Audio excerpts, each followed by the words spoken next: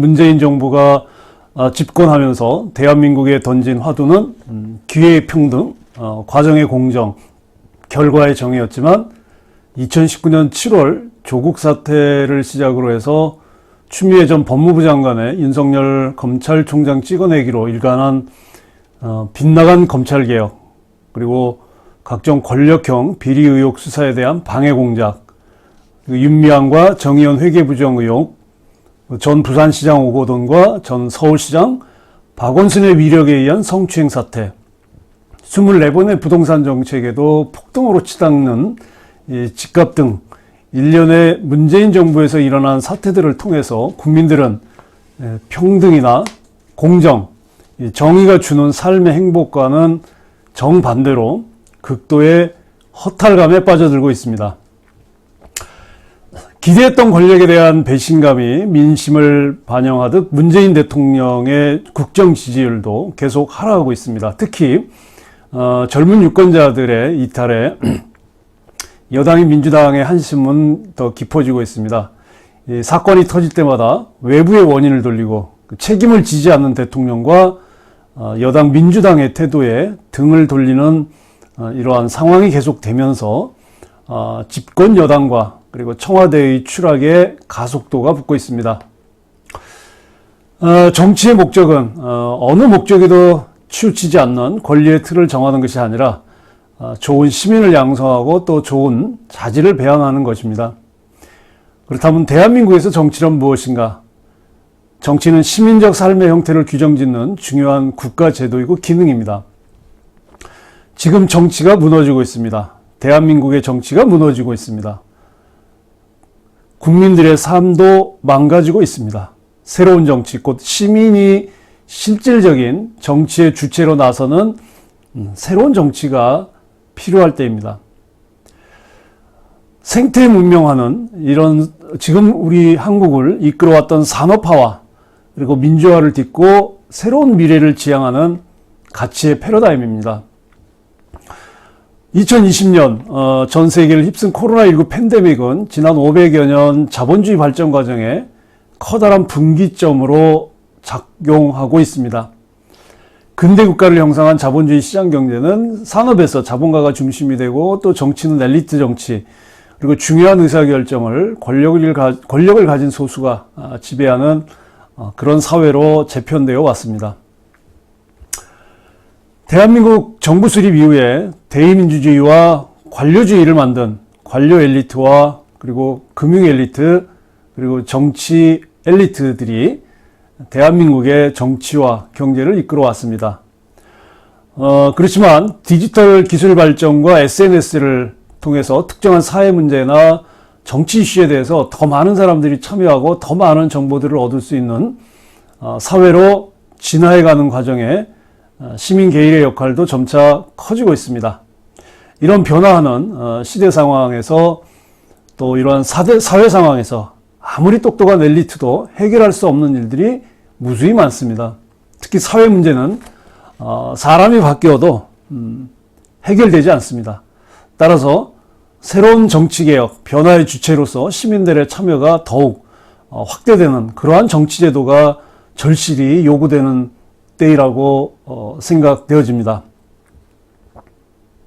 이 영상의 주제가 정치가 죽어야 대한민국이 산다 입니다. 정치가 죽는다는 것은 지금 이 살생의 정치, 이 죽음의 정치로 대한민국을 이끌어가면 결국 대한민국호는 빠질 수밖에 없다고 하는 전제에서 제가 정치가 죽어야 대한민국이 산다로 정했습니다.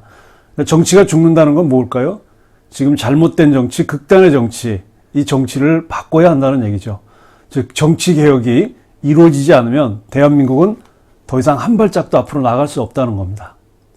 자, 그렇다면 왜 우리가 지금의 이 죽어가는 정치, 살생의 정치, 이 정치를 왜 바꿔야 할 것인가? 진짜 지금 대한민국은 자기 편이 아니면 모두 적으로 만드는 극단의 진영 논리와 이 패거리 정치로 병들어가고 있습니다. 그래서 어떤 진영, 즉 패거리에 속한 사람들은 요직에 중용이 되고 또 그렇지 못한 사람들은 배척당하고 있습니다. 그리고 간사한 자들이 때를 지어서 현자를 덮어서 가리고 또 소인배들이 이권만 탐하고 또 허울뿐인 그런 명분과 공명심으로 가득 차 있습니다. 이러한 비정상적인 상황은 바로 이 정치적인 무능 집단의 패권이 바로 그 원인이라 할 수 있습니다. 대의제 민주주의에서 선거는 중요한 정책 결정인 기제입니다. 그러나 한국에서 선거는 단지 선출직 공무원인 대통령이나 국회의원을 뽑는 또는 지방자치단체의 지방의원들을 뽑는 그런 의례적인 절차로 전락해버렸습니다. 선거는 보수, 진보 따위의 이념 지향과 구분 없는 지배 엘리트 집단의 권력과 또 이권 카르텔을 위한 그런 어떤 블록 형성의 수단으로서 그 기득권을 지키기 위해서 유권자로부터 합법성을 얻기 위한 요식행위로 떨어져 버렸습니다. 또한 시민들 역시 자신들의 운명을 정치인에게 맡겨버리고 가만히 있다가 선거 때 시키는 대로 투표만 하는 이 선거 좀비로 전락해버렸습니다. 그러나 이제 이런 낡은 정치 시스템의 변화가 와야 할 때가 왔습니다. 정치가 바뀌어야 대한민국의 미래가 열립니다.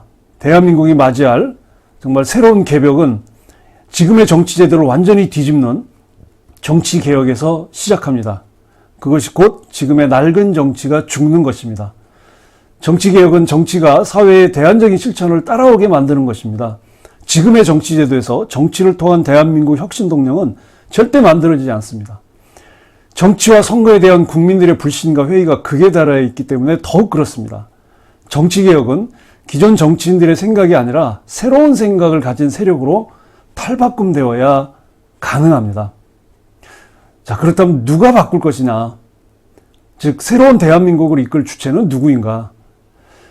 지금 한국 사회의 상위 10%를 구성하는 그 1%의 이권 카르텔은 소위 그 우파 세력과 9%의 이 기득권, 이 좌파 동맹으로 이어졌다고 본다면, 이런 기득권 세력들을 깨기 위한 전략은 그 80년대 민주화 운동으로 얻은 87년 체제의 그 결과물인 그 대의제, 다시 말하면 이제 절차적 민주화로 기득권 세력이 되어버린 지금의 민주당, 586 중심의 정당 구조를 해체해야 합니다. 이 민주당, 더불어민주당은 이 친문 세력과 그리고 586 이 결합해서 이제 이들이 이들을 지원하는 또 이 대기업의 고임금 노동조합, 또 공공부문 노동조합들 간에 일종의 그 선거 블록이 형성되어 있고, 이 선거 블록을 통해서 서로의 정치 목숨을 부지하고 있습니다. 그러나 이러한 기득권 세력 외에 또 한 축엔 소위 이제 88만 원 세대라고 하는 20, 30대 젊은 유권자층들이 있습니다. 새로운 시민정치 세력은 이들 젊은층 유권자들을 네트워크 권력으로 묶어서 새로운 노드로 이끌어야 됩니다. 핵심 노드들을 중심으로 해서 온라인이나 오프라인에서 점유를 확대해야 합니다. 그래서 이들을 위한 실현 가능한 현실적인 이 정책 프로그램 등을 또 제시해야 되고요. 이들이 새로운 대한민국을 세울 수 있는 그런 어떤 기회들을 계속 주어야 합니다. 자, 그렇다면 무엇을 바꿀 것인가? 물론 무엇을 바꿀 것이냐에는 우리나라 국가제도의 전반적인 것이 다 포함되겠죠. 그 중에서도 중요한 몇 가지를 본다면 우선은 그 정치 그리고 정책입니다. 거기에는 뭐 헌법 개정을 포함해서 시민들이 정치에 더 더 참여할 수 있는 그 기회를 확대하기 위한 직접민주제를 넓히거나 또는 선거제도 그리고 의회 제도를 개혁하는 겁니다. 이 정치적인 무능 집단의 패권 구조를 바꾸고 이 반복하지 않기 위해서는 우리가 뭘 바꾸어야 하는 것인가가 이제 선결되는 과제겠죠. 이 87년 체제인 대통령 5년 단임제는 지난 30여 년 동안 이 제왕적 대통령제를 위한 구조로 고착돼 버렸습니다. 87년 이후 모든 대통령들은 임기 3년을 넘어서면서 권력 비리와 친인척 비리가 터져나오고 퇴임 후에 구속 수감되는 악순환이 계속되고 있습니다. 대한민국의 정치제도의 문제는 무엇일까요? 그 밑바탕에는 우리나라의 헌정체제와 그리고 의회민주주의에 상당한 문제가 있고, 그것에서부터 발생하고 있다는 겁니다. 특히 이 정치적인 광신 지지 집단이라 할 수 있는 이 팬덤에 의존하는 정치의 폐해는 그 심각성이 더해가고 있습니다. 특히 지금 이 민주당 그 문재인 대통령을 지지하는 소위 그 강성 친문, 소위 이제 문파라고 하는 이 대깨문과 같은 이런 광신적 정치 지지 집단들이 한국의 정치를 더욱더 병들게 하고 있다는 겁니다. 그리고 또한 이제 경제도 굉장히 중요한 개혁 과제인데요. 산업 구조를 개편하고 또 민간 주도의 그런 사회적 경제를 확충하는 것도 굉장히 중요합니다. 또한 풀뿌리 경제와 또 사회보장 제도를 개혁하는 것도 굉장히 중요하고 중요한 문제라고 볼 수 있겠습니다. 그러기 위해서는 조세제도 개혁을 통해서 이 복지 재원을 새로 개편해야 되고, 그리고 지역 자원을 확보해서 사회 서비스와 같은 휴먼 서비스를 통한 근린형 복지도 계속 확대를 해야 합니다. 또한 이제 중간 노동 시장이라든지 또는 이제 시민 결사 조직들을 확대해서 복지 서비스의 제공 주체를 다양화할 필요가 있습니다. 그리고 지금 이 건물 중심의 복지 서비스, 무슨 복지관이라든지 무슨 복지 시설을 계속 짓는데요. 이렇게 하드웨어 중심의 복지 서비스는 굉장히 비효율적입니다. 그래서 이런 건물 중심의 복지 서비스 전달 체계를 개혁하고 종교기관이나 또는 민간 비영리 조직이 이런 부분들을 감당할 수 있도록 전달 체계도 흡수하는 것들이 굉장히 중요합니다. 특히 이제 대상자 중심의 복지 서비스 제공에서 이제 사회적 배제자를 위한 그 영역별 복지 체계를 구축해야 됩니다. 우리나라 사회복지 서비스의 특징은 어떤 문제별로 제공되는 게 아니라 그 문제를 해결하기 위해서 서비스가 제공되는 게 아니라 대상별로 되고 있다는 거죠. 즉 뭐 여성, 아동, 장애인, 노인 이렇게 인구학적 또는 생물학적 기준으로 해서 서비스가 제공되기 때문에 문제 중심으로 가는 유럽의 사회복지 그 서비스 방식으로 개편돼야 됩니다. 그 외에 주택 정책에서는 이제 집값 안정이나 이제 주거 복지 등이 필요하겠고요. 그 외에 이제 교육 정책, 에너지 정책, 뭐 노동 정책, 외교 안보 정책, 뭐 남북 교류 협력 등등 여러 가지 많은 개혁 과제들이 있습니다. 이런 많은 것들이 지금 우리의 대한민국의 변화를 위해서 필요하고 또 이런 한국 사회의 다양한 제도, 국가 제도를 이루기 위한 이런 여러 분야의 정책들을 그 개혁하기 위해서는 지금의 정치 집단이 바뀌어져야 되는데 지금으로서 과연 그것이 이제 가능한가?